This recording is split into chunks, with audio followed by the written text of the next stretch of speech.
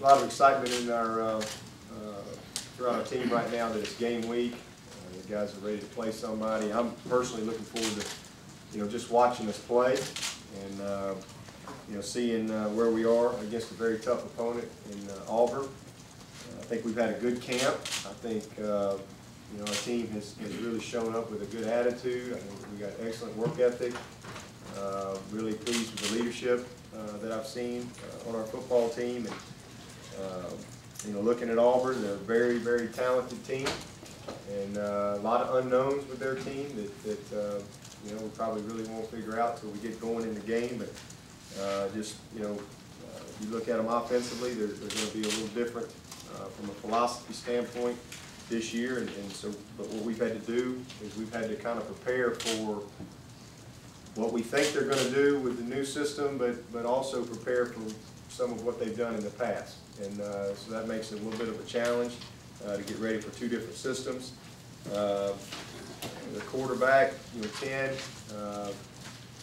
has played in big games already. I think he started at Alabama. He's played against LSU, played against us some last year. So he's a highly recruited guy, very talented young player. They've got some very good skill at the receiver position. Guys that played against us last year made big plays in the game that we're familiar with. I think their tight end is outstanding. 43 is a guy that they're going to use a lot of different ways, try to get him the football. But he is a very athletic guy that can create mismatches. So very, very good football player. Their running back, Caleb, he's a home run hitter, and he has the speed to take it the distance. He's also been a good return man for them. The guys behind him, we don't know a whole lot about as far as just a lot of film study, but very good players and both highly recruited guys as well. They did get a transfer All-American in from Illinois, number 35, that I think is going to be vital to what they're trying to do offensively. A lot of people are going to talk about their offensive line. They're young up front like we are, but if you really break them down and you study them, these guys, they're big, they're talented, and every single one of these guys were very highly recruited guys. And so this is their opportunity to play, and I don't have any doubt that they're going to be very good players for Auburn. But defensively, similar to what I was talking about offensively, we've had to look at a lot of different things. We've seen it about all that you can see, and so it's a lot to prepare for. So at the end of the day, you've got to just focus on yourself and really understand your system, and then be able to apply your system to what you see on game day. And I think they want to be a four-man front, but we've seen a lot of odd as well. So we got to prepare for that. Again, just focus on ourselves. But I think they're going to be much better on defense. The main reason for that is they're going to be much more experienced, and there's no greater teacher than experience. I think they've got 9 or 10 guys in their 2 deep that have started for them at some point. They only got 1 freshman in their 2 deep, so it's an experienced group over there. I think their D-line is very, very good. The 2 ends that they have, 55 and 95, are probably as good as we'll play. Very talented, very disruptive. 55, I think, had 9 sacks last year, so this is a very, very good football team, especially up front. Special teams, they got their punter back, their kicker back, and their return guys. So, but at the end of the day, for us, it's a beginning. We're going to find out a lot about our team. I really think that we're going to be kind of a work in progress the first few weeks until we really, get some performance on tape that we can evaluate from at certain positions. But I'm excited about it. It's our first goal. It's a chance to try to win the opener, and looking forward to Saturday night. With that, I'll take the questions. Coach, can you ever remember having to prepare for a team where it had 2 new coordinators, so many unknowns on both sides? Yeah. Oh, yeah. We've dealt with that over the years. In this business, there's a lot of change, often. And there's been years where you've had a whole new staff, new head coach, new coordinators, and yeah, you spend your whole summer, looking at people that you're not going to play. So Yeah, I've been down this road before, and it's a challenge. I mean, openers are tough, regardless, because you got more time to prepare for one game than you normally do any other time in the season. So that makes it a challenge, but you throw in the fact that there's two new coordinators, it's a lot more film study and a lot more questions that you have to answer to really make your final decisions on what you want to do. But it'll be a game of adjustments, probably for both teams, you know, before when you get in the game and play a little while, and you really figure out, okay, this is how they're going to play us, this is how they're going to attack us, and then make the adjustments. Is it safe to say you really don't know what to expect out of your team? Well, I think we got a pretty good idea. I mean, you know, people are going to not vary too far from what their background says they are, but when you don't have film to really study of the personnel you're going to play, it just makes it a little bit more difficult. But in this particular case, because there's such a philosophy change on both sides of the ball, you know, when you study their personnel, it's very different. And then the other part is, you know, based on who they have on campus, are they going to keep some of the old stuff that fits them? Maybe, because obviously they're going to do what they got to do to win today. They may be trying to recruit a different way or whatever, but they're going to do whatever they got to do to win today. That's what good coaches do. So that adds a little bit more to the preparation. Dabo, do you like these kind of high-profile opening games, or would you, and if so, why? Or would you rather have like a, I don't know, a Furman or a Wofford to kind of get into the season? I do think it's fun. It does create a lot of energy in the fan bases and all that, but I would say that probably most every head coach out there, if they were really honest, would tell you that, well, sure would be nice to have, you know, one or two games to kind of fill your way through, but that's just not the case. You play, I don't make the schedule, you play who you play, and I think it's exciting for college football, but it's a tough game for everybody involved. These are tough games to get ready for. You know, you're playing a very, very talented opponent. We don't have preseason games. It's one of the things I wish we had in college football. You know, go scrimmage a half against somebody and let your twos play. You know, high school does that, NFL does that, and so it allows them to really evaluate at a higher level. You know, and gather more, you know, probably better information, because they're not going against each other. When you just go against each other every day, there's only so much you can really learn, because there's familiarity. You know, there's familiarity with each other, the personnel, they hear things, and all that kind of stuff. And I think that's why you know the NFL does it the way they do it and so forth. But having said that, I think it's a ton of fun for college football, and you know, when you got an opportunity to really create some momentum early in your season. Coach, growing up in Alabama, being a Bama fan, playing for Alabama, how special is it to play Auburn, let alone beat Auburn for you? Well, I mean, it's always been special to play Auburn. It's just, you know, every game is huge. Every game is important. You know, but with my background, that was always one of those games that was special. You know, and when I was at Alabama, playing Auburn, playing Tennessee was special. You know, here at Clemson, and you're playing South Carolina, special. You know, every game's important. You want to win them all, but there's just certain games that are special. And you know, I think that we've created a nice little rivalry here in the last few years. It's been very, very competitive, and even back whatever year that was, we played them in the Chick-fil-A Bowl. You know, in an overtime loss. But these teams, for whatever reason, when they get together, they battle hard. I think the fan bases, you know, have enjoyed it. And to me, it's kind of a natural rivalry, kind of like Clemson, Georgia. So you know, proximity is very close to these two schools, very similar recruiting footprints, a lot of familiarity with the players and the coaches. I think it's become a good little rivalry. Coach, how do you? I think human nature. Maybe some of the players would look at this and go, "This is a chance to get one back, a chance to show we can win in the Georgia Dome in Georgia." How do you keep that out of their heads and just go, "It's just a game. It's just a game, just like the others"? If that's our focus, we've got the wrong focus. That's, you know, we don't talk about our focus is just trying to execute our plan to win, regardless of where we play or who we play or what time we play. Our focus is on trying to do the things that we have to do to give ourselves a chance to win. You know, all the rest of that stuff is for everybody else to talk about. We're not focused on any of that. How's Gifford Timothy looking? You know, he looks really, really good. I'm incredibly encouraged by his progress. He was able to go Thursday and Friday, but you know, I want to really watch him today and tomorrow. Will be a full pads today and pads tomorrow, and it'll be a lot of competitive work that he'll get exposed to. So, but I'm very encouraged that he's going to be able to play unless we have some type of setback. You know, really hadn't made the decision yet on exactly who's going to start. A lot of that's going to depend on what I see the next couple of days. But very confident in Shaq Anthony and the job he's done. But obviously, Gift, you know, was the starter going in and has had to miss some time.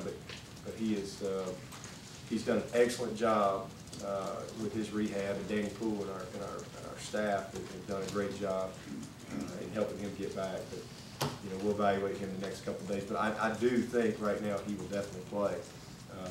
How much and whether he'll start or not, still haven't made that decision. What are the reasons behind why Clemson plays these kind of games? Well, they put them on the schedule. That's all I know. You know, I don't really get a lot of input in the schedule. I just you know, play them. But I think it's great exposure. You know, it's an opportunity to put your brand out there on national TV. I mean, again, every opening game is big, and your own fan base is naturally excited. Your players are naturally excited because they beat each other up for a month, and they don't care who they play. They're just excited to go play a game and get on with the season. But you know, now it's a national stage. It's a bowl kind of environment, 50-50 type of split with tickets. I think it's a unique opportunity for our program to be a part of it. Chick-fil-A does such a great job, Gary Stokin and the staff there, in promoting this game nationally. And then, you know, with the TV exposure and all that, you have a chance to you know, have a national stage, and people see that Paul. I think that's probably the main reason. You know, financially, I'm sure it's good, but I don't know if it's quite as good as a home game.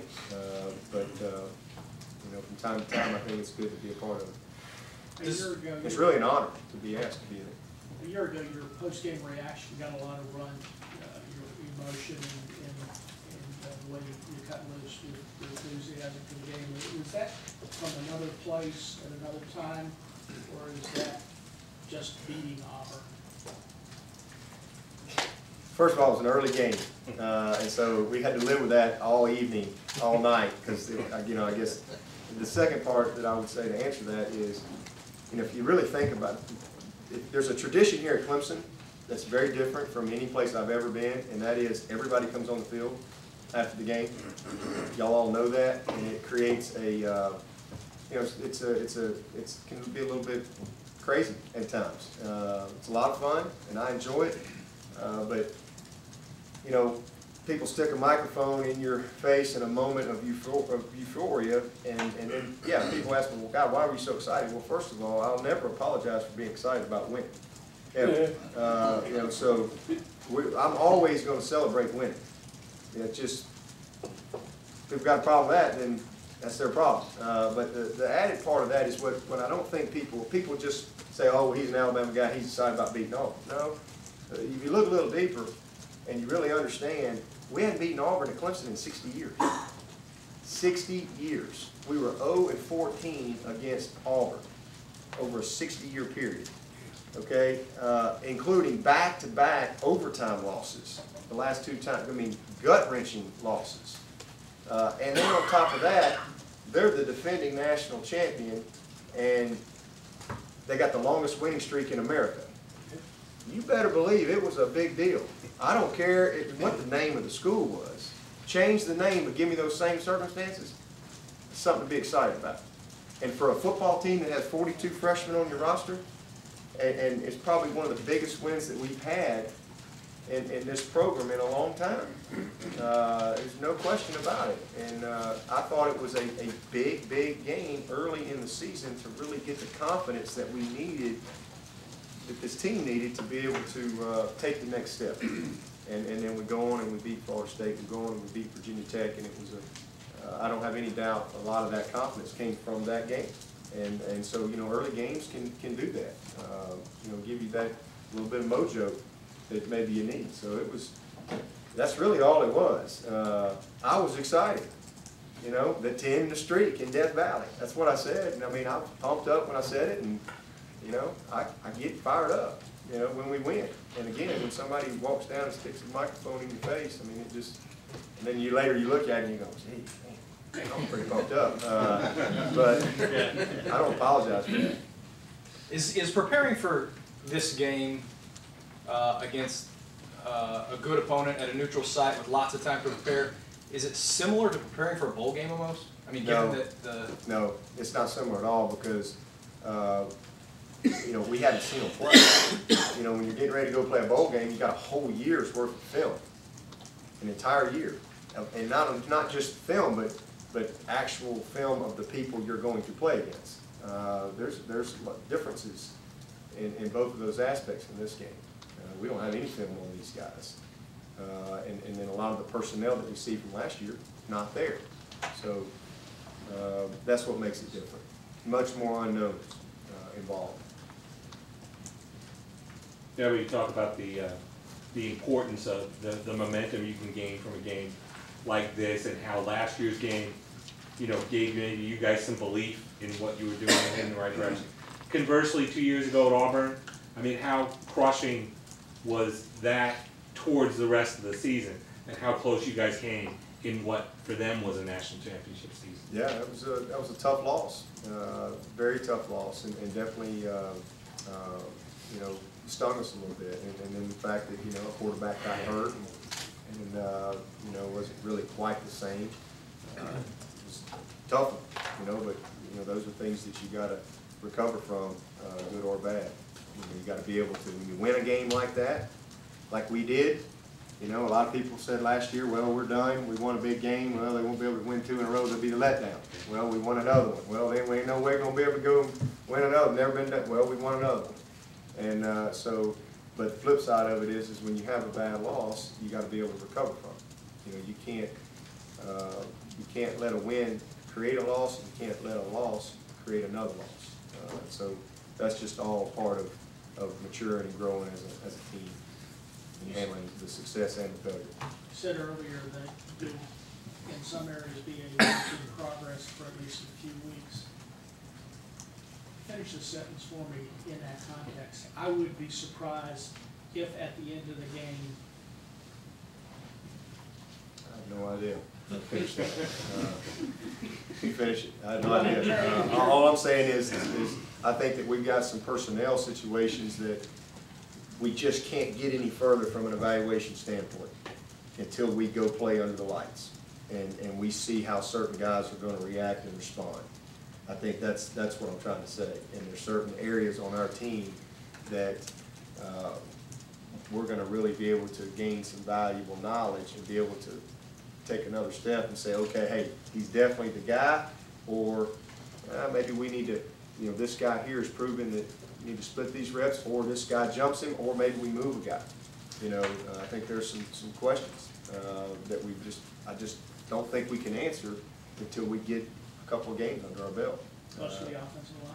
Mostly in the offensive line, because again, you got some young guys there playing, some guys that have played some but not a lot. I think you look at the running back position. You know, I think that DJ and Rod have both had really, really big moments and have battled hard in camp. Let's go see them on game day. You know, is one of those guys going to kind of separate a little bit more from one another? You know, just some questions in our defensive line. I love the guys we have in our defensive line. I love how they practice. I like their competitive nature, the competitive depth that we have. But is somebody going to really separate, or are we going to just, you know, all of them be really good? Maybe, I hope they're all really good. But is there somebody that's going to just stand out on game day? And we're not going to know that until we go compete a little bit. Coach, the last time you guys were on the national stage was the Orange Bowl. Obviously, it did not fare well for you guys. Do you sense the team is maybe anxious to get out in the field and prove to people around the country, especially from a defensive standpoint, that you guys are much improved and that game was just simply one bad day?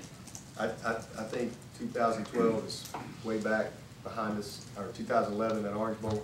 But this is about this season, this year. That's the focus, and that's all this team's worth. But they're not out to prove anything. We're out to try to get our first goal, and that's win the opener. It's a different team, you know, and people bring that up and a legitimate question. But and I always tell people, you know, we lost 4 games last year. We didn't just lose 1 game. We lost 4, and none of them were. I don't like losing any of them. So you know, I'm not happy about any of them. But we're not going into this season trying to prove anything other than, hey, we got a chance to be a very good football team in 2012. We want to try to win this conference again, and that's really about it. And right now, again, it's just a beginning, and we got our first goal in front of us, and that's what we're going to try to achieve. You have an update on Martin Jenkins? Yeah, Martin is going to have surgery. They're going to call it a sports hernia, and I believe he's either going to have surgery this Thursday or you know, possibly first of the week. You know, we're going to talk about it again in the morning, but he's definitely going to have surgery. Dabo, has anything that Brent's done since he's been hired surprised you, or pleasantly surprised you, what he's been able to accomplish here these few months? No, not really. I mean, his resume speaks for itself. He's got a tremendous pedigree. I expected him to be what he is, and really have enjoyed working with him. We spend a lot of time together outside of the office because our kids are the same age. They're on the same football team. You know, his son was on my baseball team. You know, so I spend a lot of time with Brent and Chad.